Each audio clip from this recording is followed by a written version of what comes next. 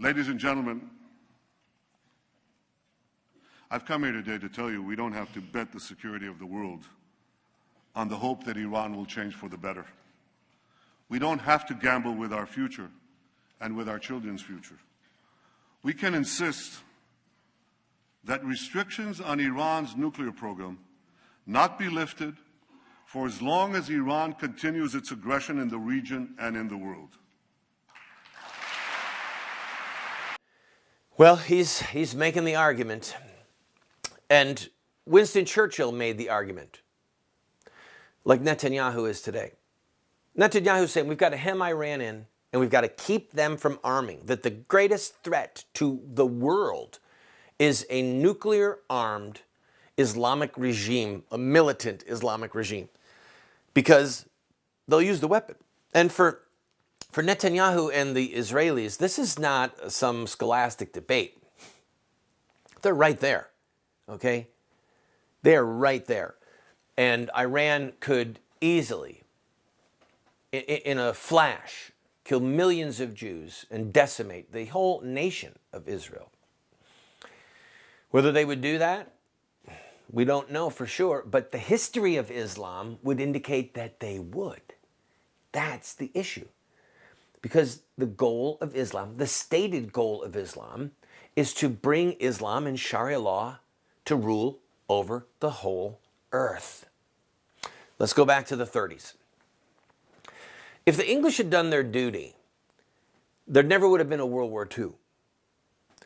The French and the English, but especially the French in this one, look at this swath of land called the Rhineland. It was a 30-mile buffer zone that was created after World War I, and it was a demilitarized zone.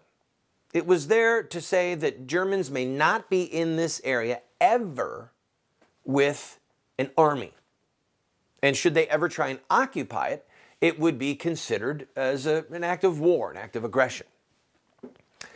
One of the first brazen things Germany did was march 100,000 poorly armed and poorly trained men into the Rhineland.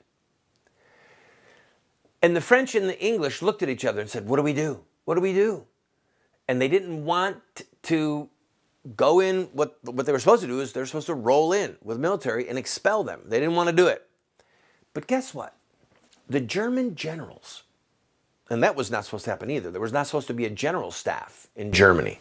But the French and the English allowed that to happen under the watch of British prime ministers. So anyway, the Rhineland was taken, and there were generals in Germany who had a plot to have Hitler deposed and arrested. They were going to arrest Hitler because of his order to march into the Rhineland, because it was an illegal order. Fast forward to the crisis at the Sudetenland. Look at this swath. This is the real estate that Hitler took in 1938, the fall of 1938, with the permission of the Prime Minister of England. The Czechoslovakia at that time had some of the heaviest armaments in the world and some of the best positions for their cannons. There are many military experts that believe that the Czechs could have actually repulsed the Nazis on their own. It's possible that they could have because of their position. But the cowardice of Chamberlain prevailed. And when Hitler got the Sudetenland, and when he got the Rhineland, and when he got Austria, and then he made his move on Poland, by then it was too late. By then, the bad guys in Germany had been developing the armaments that they needed and were going to be ready to wage an incredible war against all of Europe, no matter what England and France did. And as we know, France fell shortly thereafter. But all of that happened because of the neglect of English prime ministers. And just as there was a plot to arrest Hitler when they moved into the Rhineland, there was a plot to arrest Hitler if the crisis with the Sudetenland failed. The German generals were going to arrest him.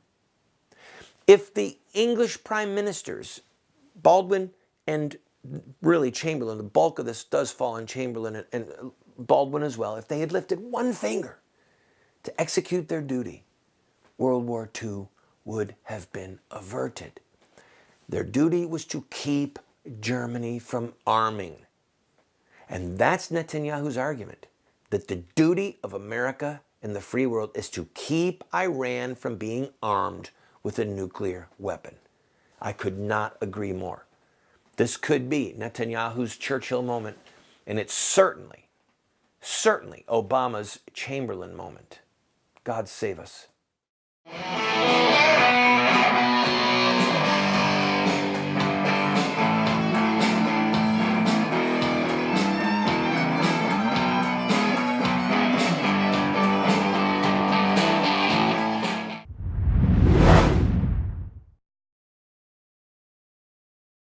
I have been a leader in the pro-life movement for 30 years.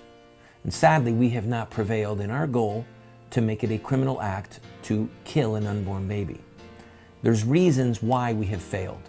I wrote this book, A Humble Plea, to Catholic bishops, to evangelical clergy, and to lay people, explaining where we went wrong and what we have to do to prevail. We've made this available as a PDF online for free. I encourage you to go and download your own copy.